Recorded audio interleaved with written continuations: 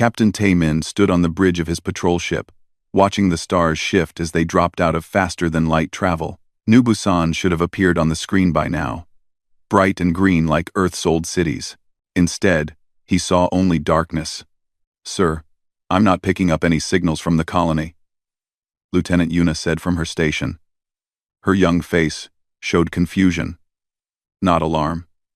Not yet. Run a diagnostic on the sensors," Tae-min ordered. Maybe it's interference from the nebula, but he knew better. In 20 years of service, his gut had never been wrong. Something was very wrong. The ship moved closer, and the darkness began to take shape. What should have been lights from homes and factories was now just smoke. Thick, black smoke rising from the planet's surface like a funeral shroud. "Oh God," Yuna whispered. Tae-min felt his chest tighten. New Busan was home to 847 people. Farmers, teachers, engineers. Families who had left Earth to build something new under alien stars. He knew some of them personally. He had attended the colony's opening ceremony 5 years ago. "Get me a scan of the surface. All frequencies," he said, his voice steady despite the ice in his veins. The next hour was the longest of Tae-min's life. They sent down drones. They searched for survivors.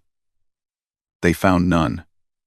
Every building had been destroyed. The school, the hospital, the residential sectors all reduced to burning rubble.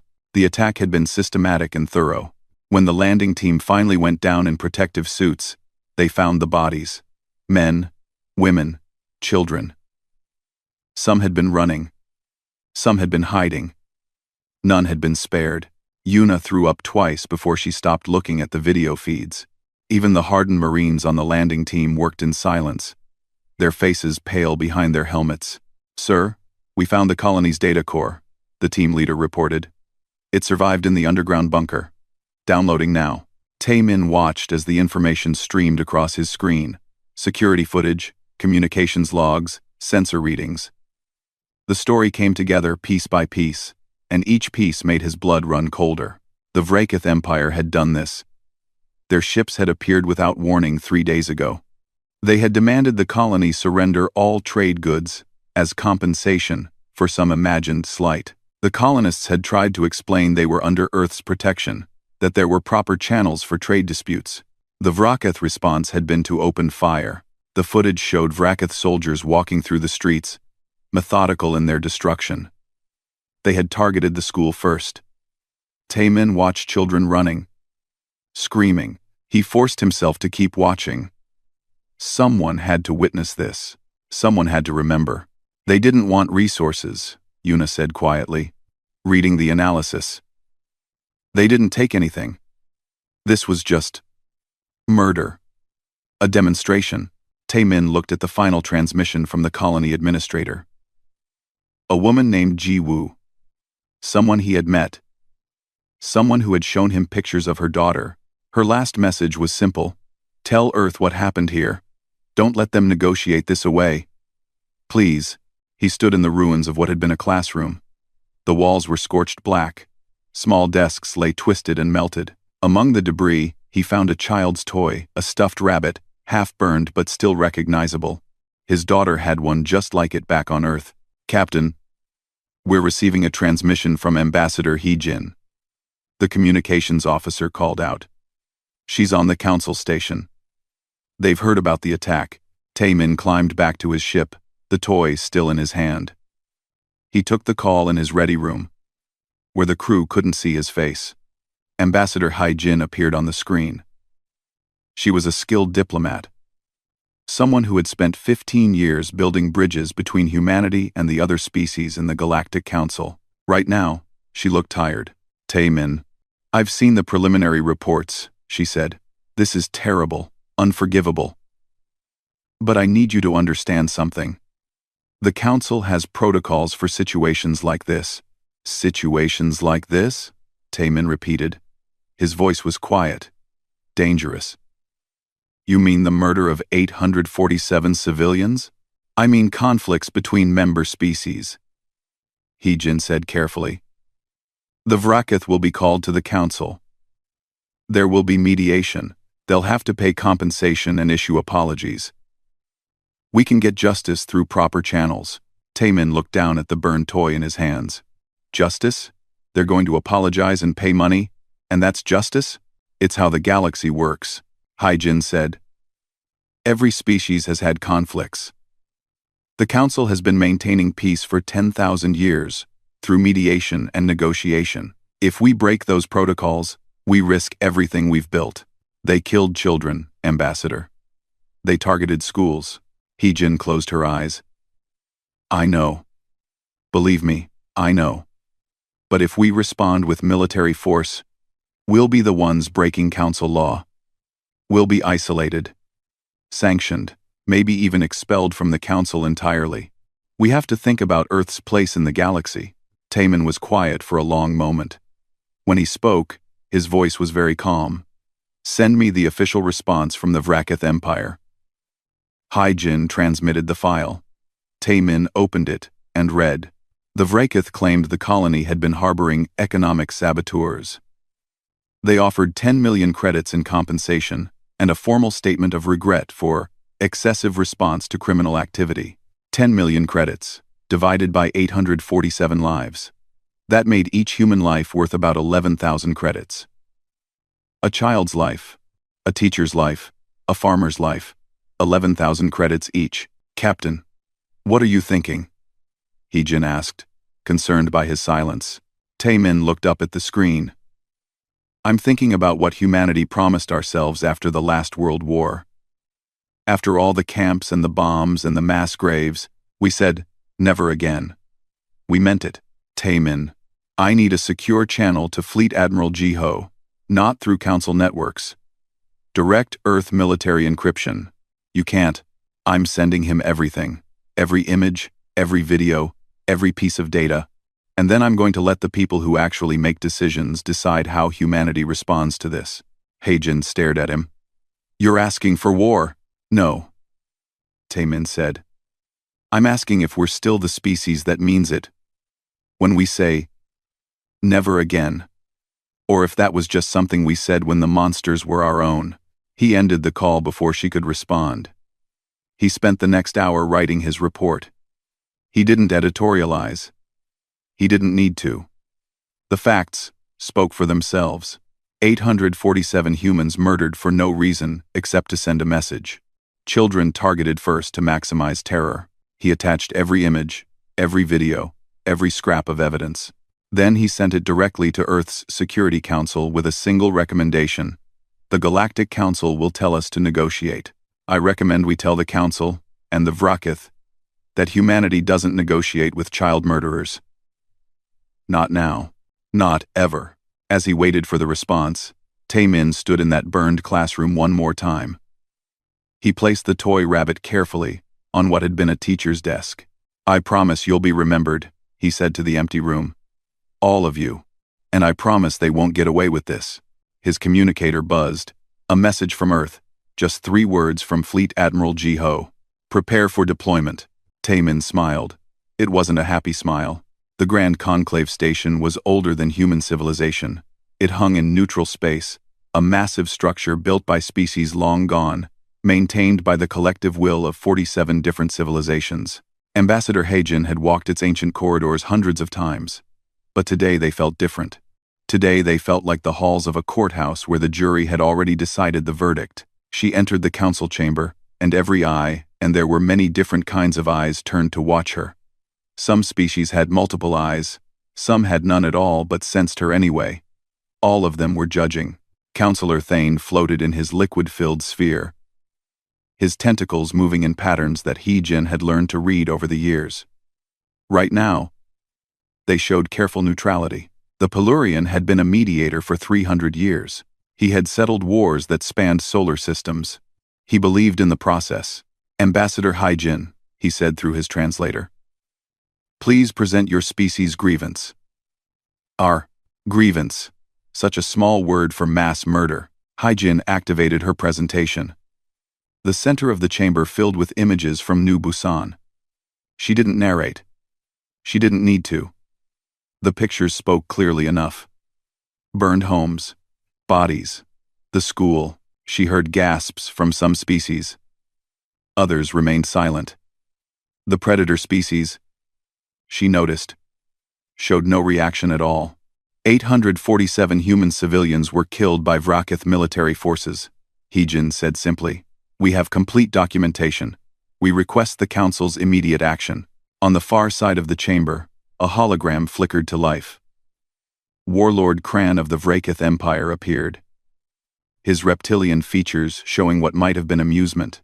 The Vrakith looked almost like Earth's ancient dinosaurs, if those dinosaurs had survived and learned to build starships.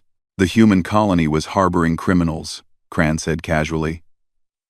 Economic saboteurs who violated trade agreements. We had every right to enforce compliance.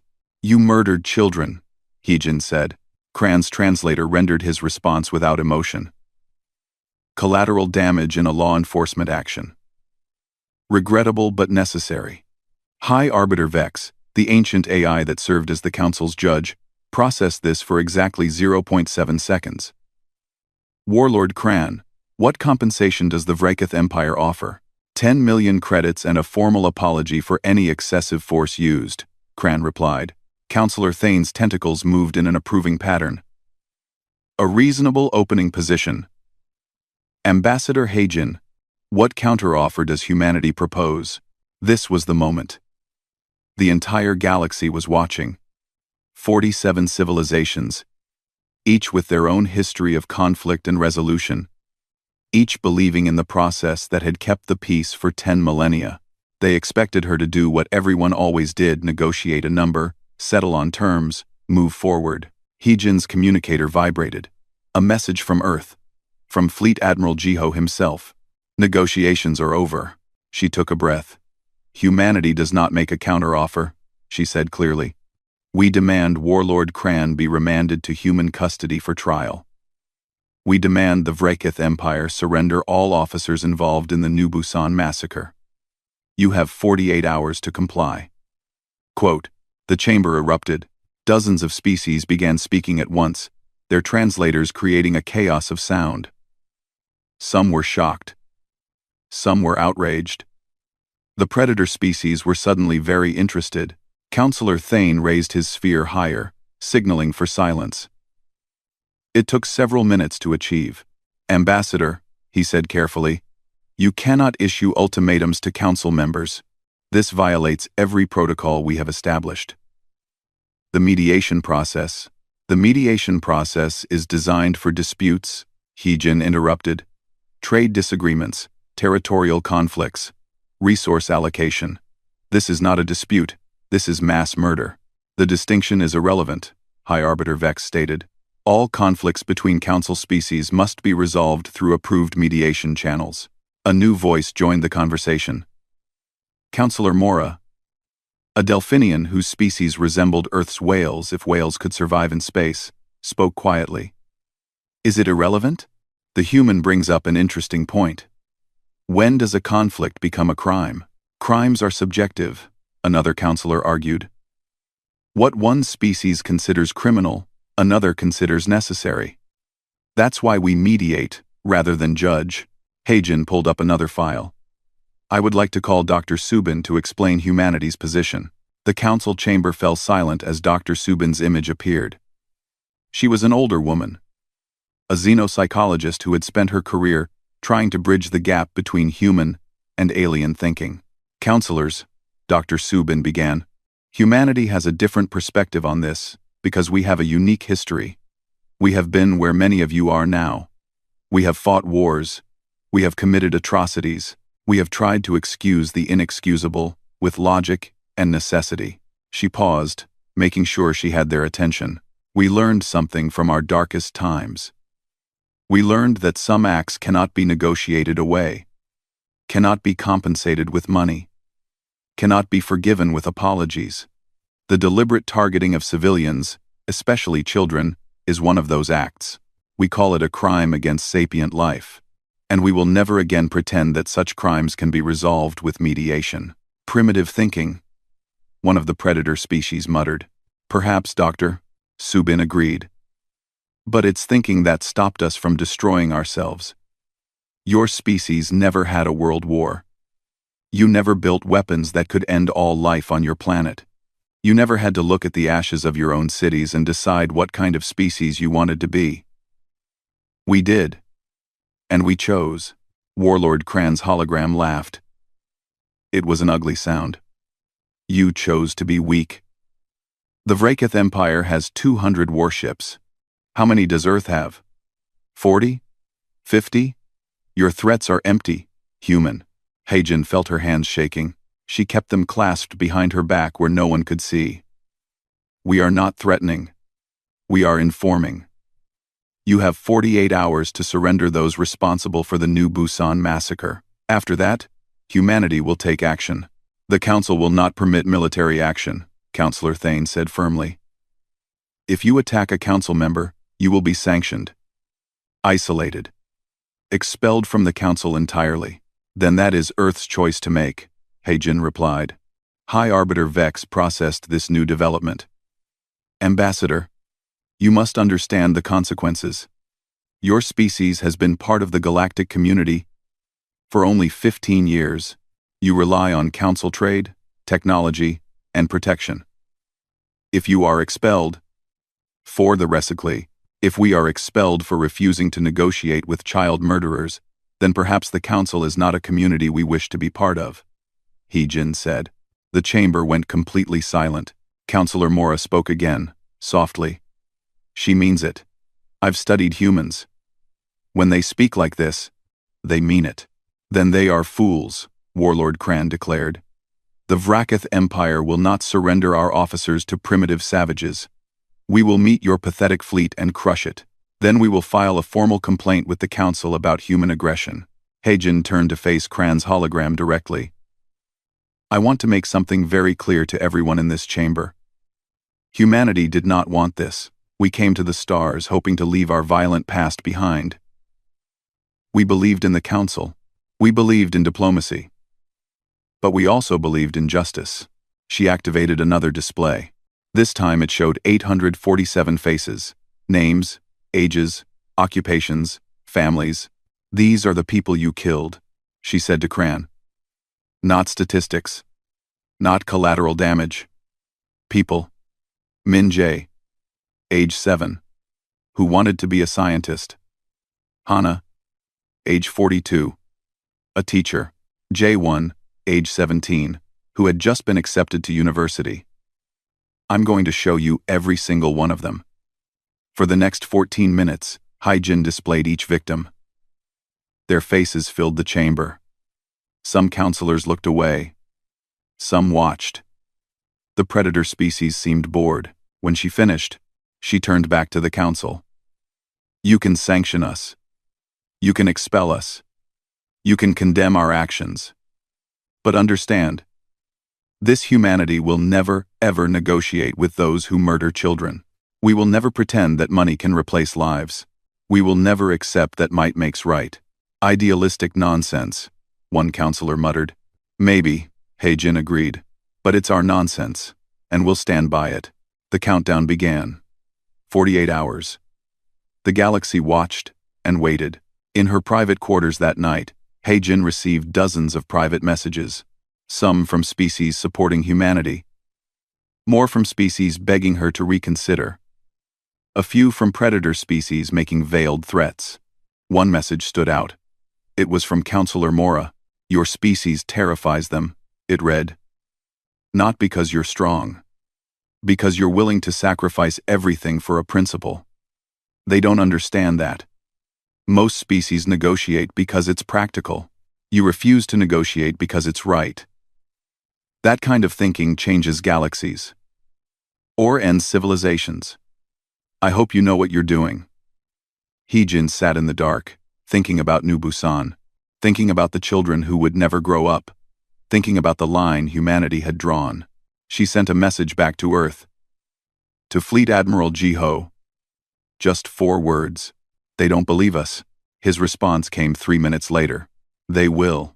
Fleet Admiral Ji-ho stood in Earth's war room, looking at the display that showed human forces scattered across 3 dozen star systems. At 72 years old, he had hoped to never see this room active again. His gray hair and the scars on his hands told the story of someone who had fought in humanity's last major conflict, the corporate wars that nearly destroyed Mars. "Status report," he said quietly.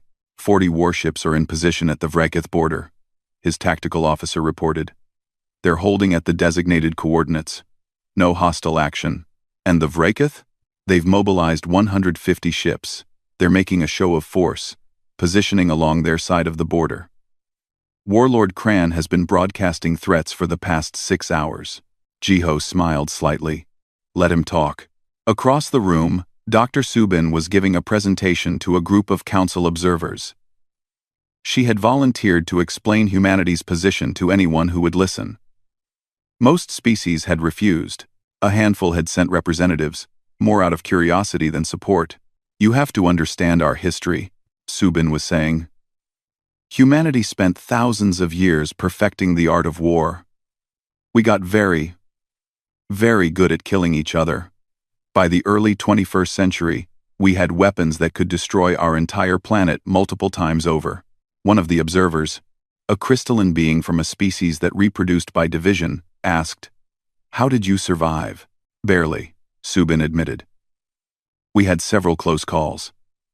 But eventually, we learned something important. We learned that there are some lines that cannot be crossed, some acts that cannot be forgiven or forgotten. We established laws not just for our own people, but laws we applied to everyone. War crimes. Crimes against humanity. Genocide. But you're applying your laws to another species," the observer protested. "That's cultural imperialism." That. Subin pulled up an image of New Busan. When someone deliberately murders children, that's not cultural difference.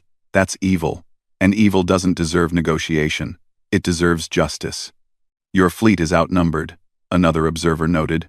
"The Vrakith have nearly 4 times your ships. Are you really willing to start a war you'll probably lose?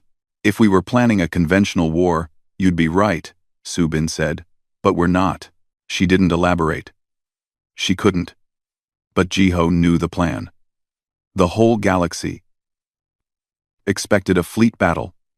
Human ships against Vrakith ships, the kind of straightforward conflict that had happened 1,000 times in galactic history.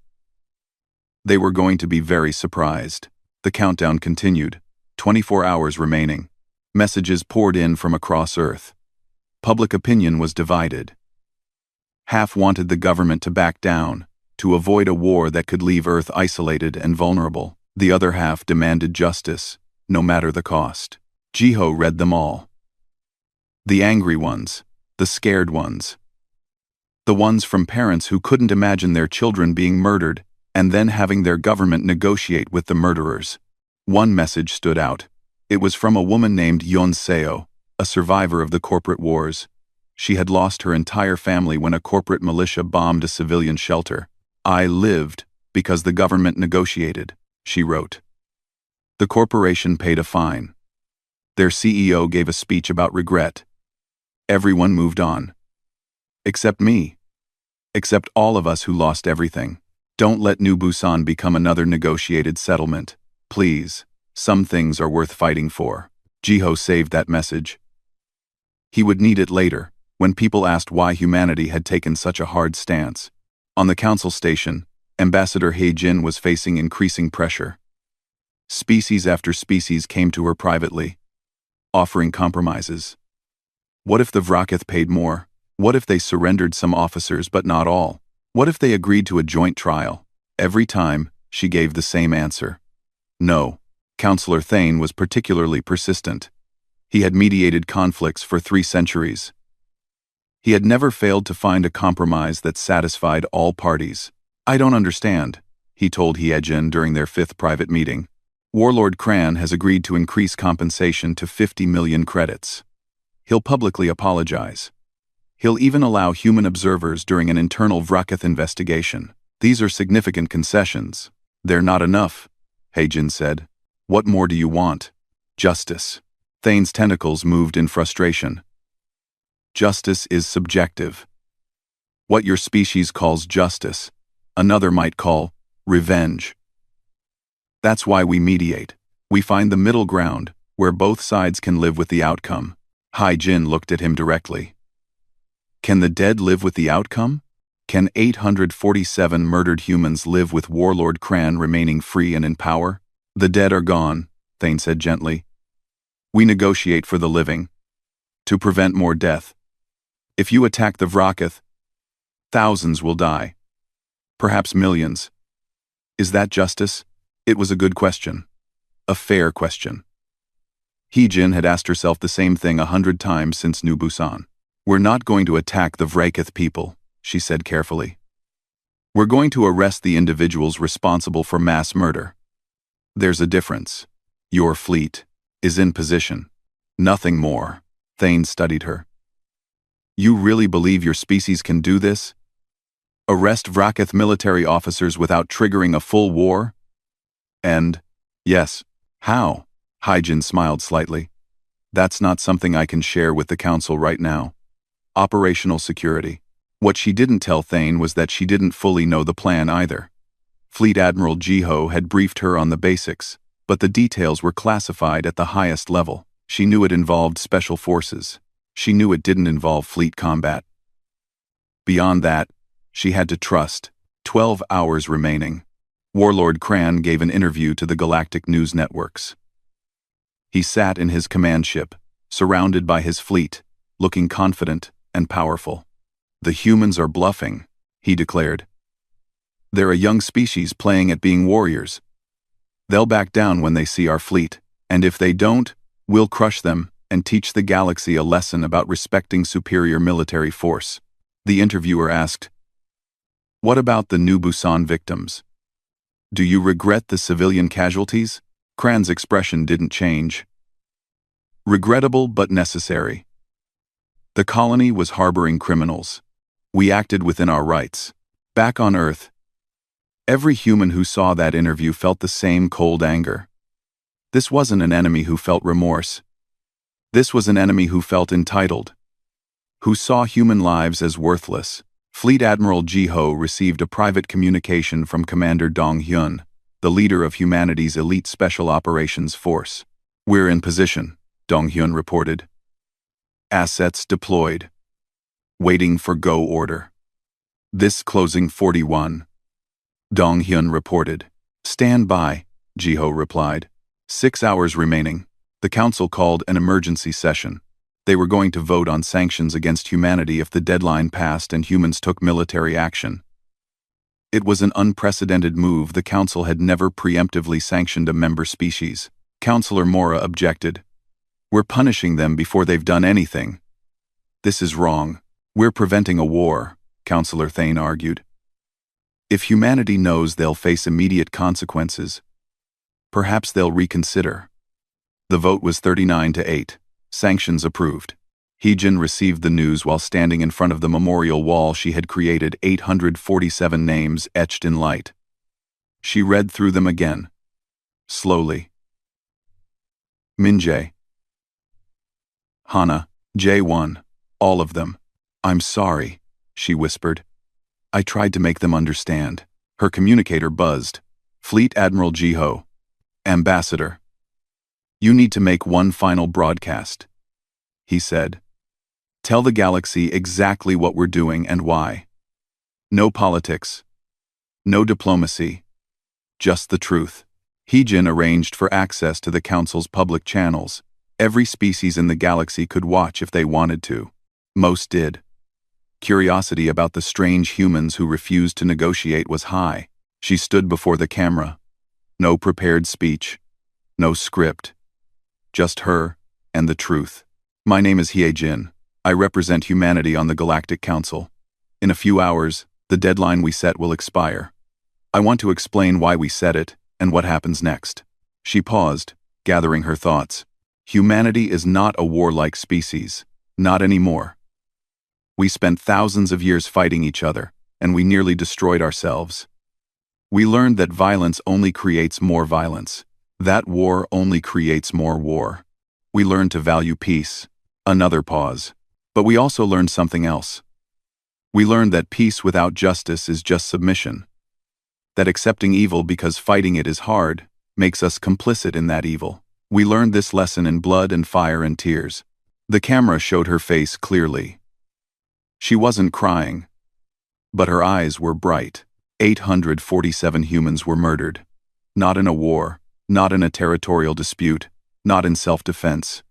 They were murdered to send a message, to show that the Vraketh Empire could kill with impunity, that human lives were worthless, that our protection meant nothing. She looked directly at the camera. We are not going to negotiate with the people who did this. We are not going to accept apologies and money in exchange for the lives of children. We are going to bring them to justice. We are going to prove that human lives matter, that our word means something, that when we say never again, we mean it. The broadcast ended. The galaxy waited. 1 hour remaining. In the war room, Fleet Admiral Ji-ho gave the order. Execute Operation Reckoning. The galaxy expected a battle. They expected human warships to cross the border into Vraketh space. They expected explosions, casualties, the kind of fleet engagement that historians would debate for centuries. They expected war. They got something very different. Captain Wu Jin commanded one of humanity's newest stealth ships. It was small, barely large enough for a crew of 20. It didn't carry heavy weapons or thick armor. What it did carry was technology. The Council didn't know. Humans had developed a cloaking system that bent light and sensor waves around the hull, making the ship effectively invisible. We're passing through the Vraketh outer perimeter, his pilot reported. No reaction. They don't see us. Wu Jin checked his display. 15 other stealth ships were moving through Vraketh space right now, each one heading toward a different target. They had been planning this operation for 6 hours. Commander Dong-hyun and his Special Forces team had spent that time memorizing layouts, studying patterns, preparing for every possible scenario. Target in range, the tactical officer said. Warlord Kran's flagship. He's in his command center. Deploy the team, Wu Jin ordered. In the ship's deployment bay, Commander Dong-hyun and his team checked their gear one final time. They wore combat suits that could survive in vacuum, equipped with non-lethal weapons and extraction tools. Their mission was simple. Get in. Grab Kran. Get out. No casualties, if possible. Remember, Dong-hyun said to his team, we're not here to kill. We're here to arrest. But if they force our hand, we respond appropriately. The team nodded. They were all veterans, all volunteers. They knew what they were doing. The stealth ship positioned itself directly beneath Kran's flagship. In the command center of the Vraketh ship, alarms suddenly began screaming. The Vraketh crew rushed to their stations, confused and alarmed. Sir, we're detecting a massive energy surge, a sensor operator reported. Warlord Kran stood from his command chair. From where? I don't know. It's coming from inside the ship. Dong-hyun's team materialized in the corridor outside Kran's command center. They had used a short-range teleporter, another technology the Council didn't know about. The Vraketh guards stared in shock for half a second before reaching for their weapons. Stand down, Dong-hyun ordered in translated Vraketh. We are here for Warlord Kran only. Do not interfere. The guards opened fire. Dong-hyun's team responded with precision. Non-lethal pulse weapons. Dropped the guards without killing them. The team moved forward, breaching the command center door with cutting tools. Inside, Kran stood surrounded by his officers. He looked more surprised than afraid. Impossible, he breathed. You can't be here. Our fleet would have detected. Warlord Kran, Dong-hyun interrupted. You are under arrest for crimes against sapient life. Specifically, the murder of 847 human civilians on New Busan. You will be transported to Earth to face trial. Kran laughed. It was a sharp, barking sound. You think you can just walk onto my ship and take me? We have 200 warships. Actually, Dong-hyun said calmly, you don't, not anymore. At that exact moment, across Vraketh space, tech specialist Nari was executing her part of the operation. She worked from a bunker deep inside Earth's most secure facility, her fingers flying across holographic keyboards. The Vraketh military network was sophisticated but not impenetrable. Not when you had been studying it for 6 months. Not when you had help from the most advanced AI humanity had ever built. Initiating lockdown protocols, Nari reported. 3, 2, 1. Now, across the Vracath Empire, every military ship suddenly lost control of its weapons systems. Fire control went dark. Missile tubes locked. Energy weapons powered down. The Vracath fleet was still mobile, could still maneuver, but they couldn't fire a single shot. What's happening? Vracath captains demanded across hundreds of ships. Their crews worked frantically, trying to override the lockdown. Nothing worked. The systems were encrypted with quantum locks that would take years to break. On the council station, observers watched in amazement as humanity's plan unfolded. The 40 human warships at the border hadn't moved. They just sat there, silent and still. But across Vracath space, chaos erupted. They're not fighting, Counselor Thane said in disbelief. They're extracting. 16 Special Forces teams were moving simultaneously. Each one targeted a specific Vracath officer who had been present at New Busan. They appeared, made their arrests, and disappeared before the Vracath military could respond. The entire operation took 4 hours. 4 hours to pull 23 individuals from various locations across an empire of billions. 0 civilian casualties. 0 fleet combat. Just surgical precision. Warlord Cran found himself in a holding cell on a human ship, still not quite believing what had happened. One moment he had been in command of the most powerful fleet in this sector. The next, he was a prisoner. This is an act of war, he told his captors. Commander Dong Hyun looked at him through the cell's transparent wall. No, this is an arrest. If we wanted war, your flagship would be debris, and your crew would be dead. Instead, they're alive and unharmed. We disabled your weapons to prevent unnecessary casualties. We will release control of your fleet once you're in custody on Earth. The Council will never allow this. The Council can file whatever complaints they want. We don't answer to them on matters of justice. Back on the Council station, the emergency session had turned into something else entirely. Instead of watching a war, they were watching a demonstration of capability that terrified everyone. How did they do this? One counselor demanded. How did they bypass our sensor networks? How did they penetrate Vracath space without detection?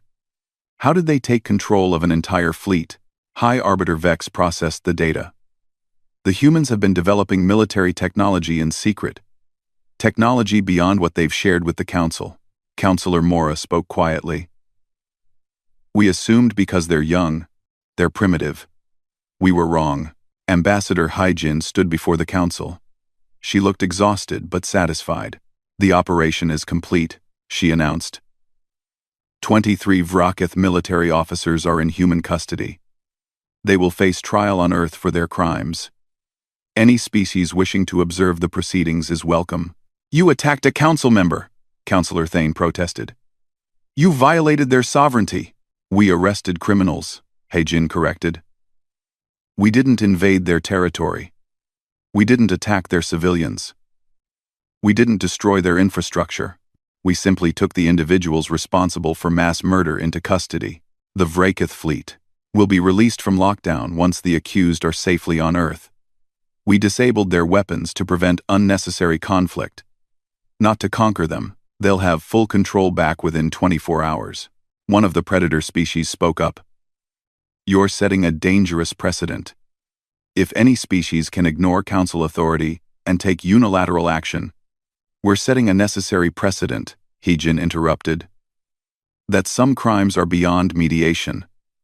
That mass murder isn't a negotiating point. That justice matters. The Council chamber erupted in argument again. Some species were outraged, some were thoughtful. The predator species were notably quiet, doing calculations in their heads about what humanity's demonstrated capabilities meant for their own plans. Counselor Thane called for order.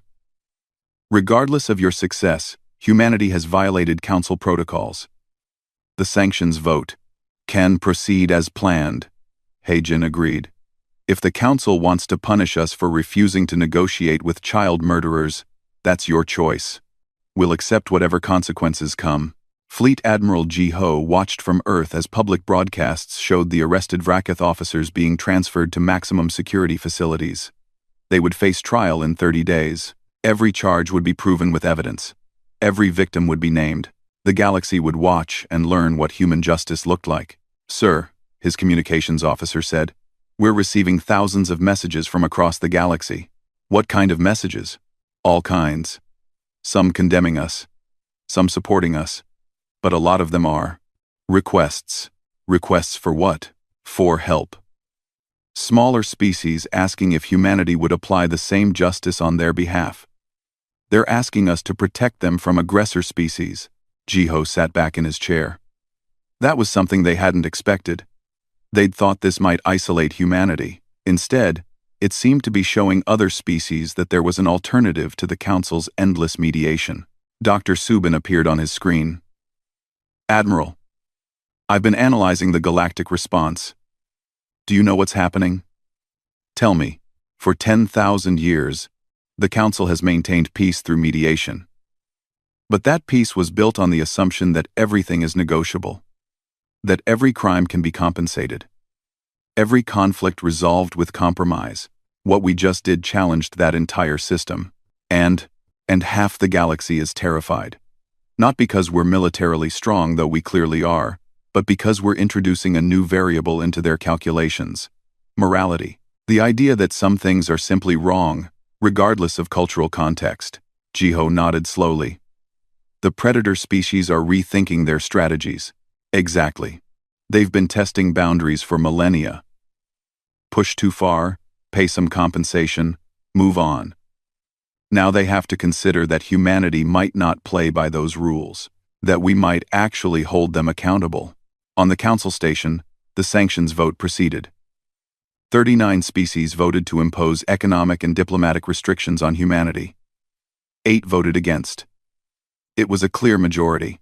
Ambassador He-jin accepted the decision with grace. "We understand the Council's position. We will comply with the sanctions while maintaining our principles." As she left the chamber, Councillor Mora approached her privately. "That was the most impressive display of military capability I've seen in 200 years, the Delphinian said quietly. "And the most frightening." "Why frightening?" He-jin asked. "Because you did it all without hatred, without anger. Just cold, precise execution of justice. That's what scares them. The predators can understand conquest. They can't understand principle backed by overwhelming competence." He-jin smiled slightly. "We're not trying to scare anyone." "I know. That makes it worse. You really mean everything you say. Never again isn't a slogan for you. It's a promise." "Yes," He-jin agreed. "It is." 6 months had passed since the arrests. The trial was over. The courtroom on Earth had been specially built for this occasion. It was large enough to accommodate observers from dozens of species who wanted to witness human justice firsthand. Cameras broadcast every moment to 200 billion beings across the galaxy. Judge Min-soo, a severe woman with silver hair, read the verdict in a clear, steady voice. "On all counts of crimes against sapient life, we find the defendants guilty. The evidence is overwhelming and undisputed.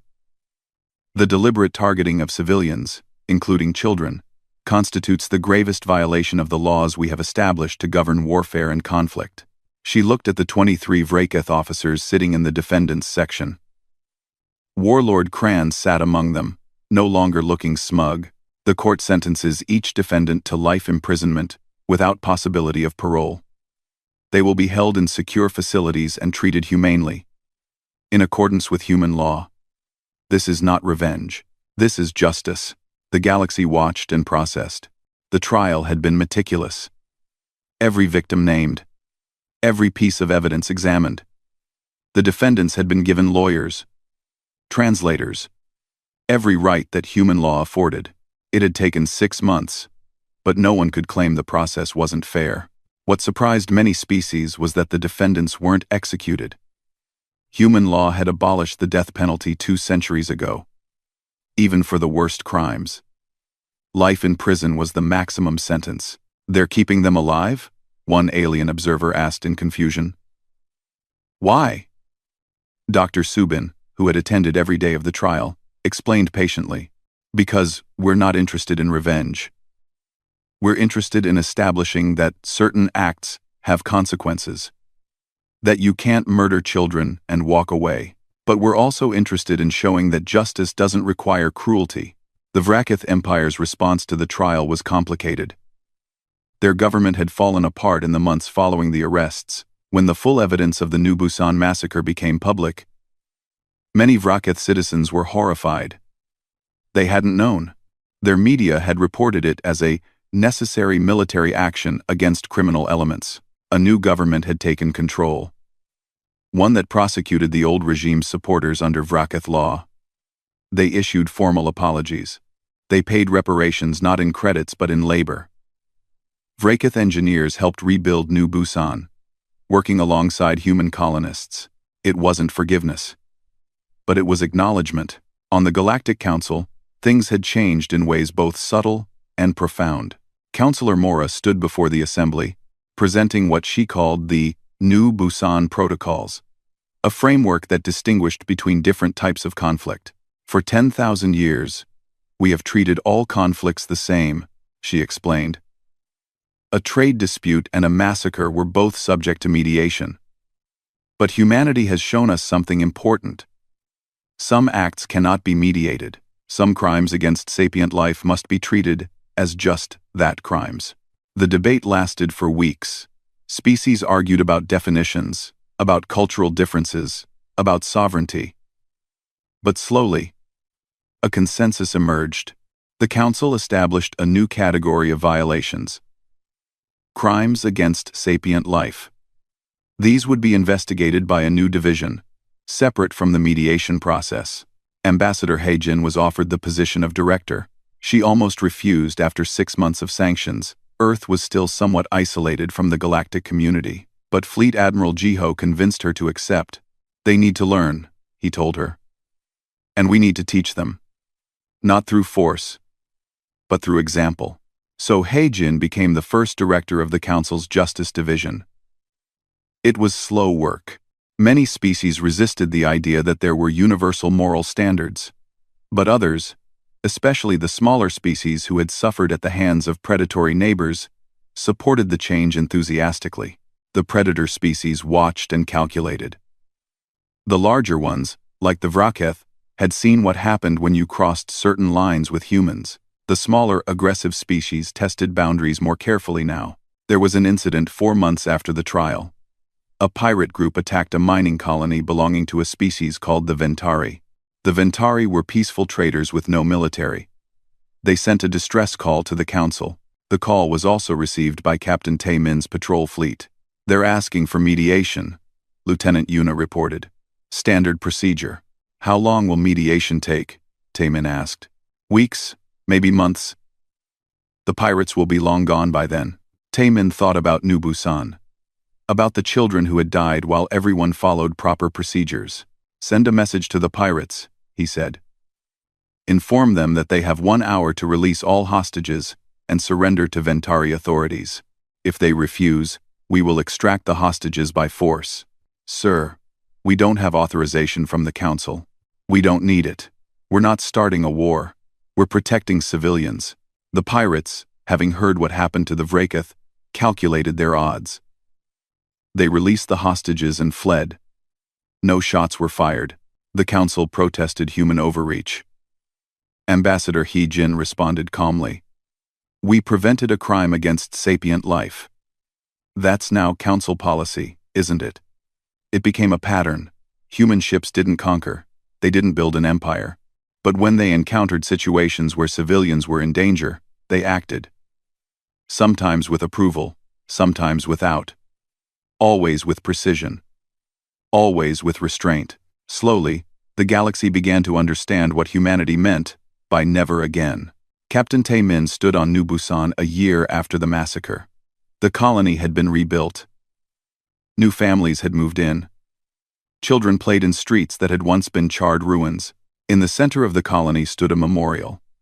847 stars projected into the sky, 1 for each victim. Their names were engraved on a wall of black stone. Min Jae. Hana. J1. All of them. We remember. Read the inscription. We will always remember. And we will never let it happen again. A young boy approached Taemin. He couldn't have been more than 7 years old. Are you Captain Taemin? The boy asked. The one who found them? Yes, Taemin said gently. My teacher says you're the reason we have justice. That you didn't let the bad people get away with it. Taemin knelt down to the boy's level. A lot of people made that happen. But yes, we made sure there was justice. Do you know why that's important? The boy thought about it. Because people matter? Exactly. Every single person matters. And when someone hurts people, especially children, there have to be consequences. Always. Fleet Admiral Jiho retired a year after the trial. His replacement was younger. But she had learned from Jiho's example. Human military doctrine now included a new principle. Proportional justice. Use the minimum force necessary. Protect civilians at all costs. Never negotiate with those who commit crimes against sapient life. Dr. Subin gave a lecture at the Galactic Academy 5 years after New Busan. The room was packed with students from 40 different species, all trying to understand human morality. You asked me once why humans care so much about children, she said to the class. The simple answer is that every one of us was a child once. We remember being vulnerable, being dependent on adults to protect us. When we see children harmed, we see ourselves. We see our own children. We see the future being destroyed. A student raised a tentacle. But other species have children too. Why don't they react the same way? Some do, Subin acknowledged. But humans have a unique history. We nearly destroyed ourselves. We built weapons that could end all life on Earth. We committed atrocities that we're still ashamed of. We learned, through terrible experience, that protecting the innocent isn't just about emotion. It's about survival. She pulled up an image of old Earth. Cities in ruins. Battlefields. The aftermath of wars that killed millions. We learned that when you allow evil to prosper, when you negotiate away justice for convenience, you create a world where evil becomes normal. Where the strong prey on the weak, and everyone accepts it. We decided we would never accept that again. Not on Earth. Not in space.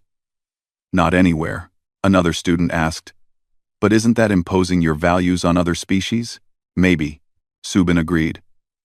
But is it imposing our values to say that murdering children is wrong? Is it cultural imperialism to protect the innocent? Some things transcend culture. Some things are simply right or wrong, no matter what species you are. The debate continued for hours. Not everyone agreed. Some species still believed everything was relative. But others nodded thoughtfully, beginning to understand. 10 years after New Busan, the Galactic Council looked very different. The Justice Division had investigated 24 major incidents. Some resulted in arrests, some in sanctions, a few in military intervention by a coalition of species who believed in the new principles. The predator species were quieter now. Oh, there were still conflicts, still territorial disputes and trade wars. But the deliberate targeting of civilians had become rare. The cost-benefit calculation had changed. The galaxy had learned that some species would hold you accountable. Ambassador He-jin, now in her 60s, stood before the council one last time before her retirement. When humanity joined the Galactic Council, we were naive, she said. We thought everyone valued life the way we did. We thought justice was universal. We learned we were wrong. She paused, looking at the assembled representatives. But we also learned that values can spread. That principle, backed by capability, can change minds. Not through conquest, but through example. We showed the galaxy that it's possible to stand for something, to draw a line and mean it, to say never again, and actually enforce it. Councillor Thane, much older now but still mediating, spoke up. You changed us, Ambassador. For better or worse, humanity has changed the Council. I hope for better, He-jin said. We didn't want to change you. We just wanted to stop people from murdering children and getting away with it. You did more than that, Councillor Mora added. You reminded us that peace without justice is just another form of tyranny. After the session, Heijin received a message. It was from a remote colony on the Galactic Rim, a species she'd never heard of, facing threats from pirates. We heard what humans did to the Vrakeith, the message read. We heard about New Busan and how you refused to negotiate with murderers. We're asking for your help, not your military, your justice. Heijin forwarded the message to the Justice Division with a smile. Someone else would handle it now. The next generation of humans and aliens working together to establish something new in the galaxy. She thought about that burned classroom on New Busan, about the toy rabbit, about 847 names. We kept our promise, she whispered. We didn't let them get away with it. And we made sure it matters. Across the galaxy, in the dark corners where violence used to hide unchallenged, a new warning spread, whispered in 1,000 languages, on 1,000 worlds. The humans don't negotiate with murderers, they don't threaten, they don't bluff, they just act, and they never forget. For those who preyed on the innocent, that warning changed everything. For those who needed protection, it offered hope, and for humanity, it was a promise kept. Never again. Not on Earth. Not in space. Not anywhere. The galaxy had learned. Some lessons are written in blood, but once learned, they're never forgotten.